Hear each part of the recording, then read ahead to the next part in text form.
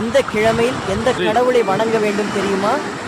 ஞாயிற்றுக்கிழமை சூரிய பகவானை வணங்கலாம். இவருக்கு விரதம் இருந்து அபிஷேகம் செய்வது வாழ்க்கையில் மிகுந்த பலனை கொடுக்கும். திங்கட்கிழமை சிவபெருமானுக்கு உரிய நாளாக இருக்கிறது. அதனால் இந்த நாளில் பால் மற்றும் சர்க்கரை, அரிசி போன்றவற்றை வைத்து வணங்க வேண்டும். செவ்வாய்க்கிழமை துர்க்கை அம்மனுக்கு உகந்த நாள். அதனால் இந்த நாளில் ராகு நேரத்தில் துர்க்கை அம்மனுக்கு விளக்கேற்றி வழிபடுங்கள். கிருஷ்ணரை புதன்கிழமை வழிபடுவது சிறப்பு. இந்நாளில் இவருக்கு துளசியை வைத்து வழிபட வேண்டும். வியாழக்கிழமை குருவிற்கு உகந்ததாக இருக்கிறது.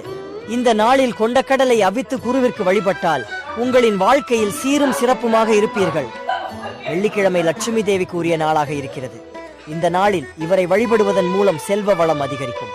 சனிக்கிழமை ஆஞ்சநேயருக்கு உரிய நாளாக இருக்கிறது. ஆகையால் இந்நாளில் விரதம் இருந்து இவரை வழிபடுவதன் மூலம் அவரின் அருள் முழுமையாக கிடைக்கும்.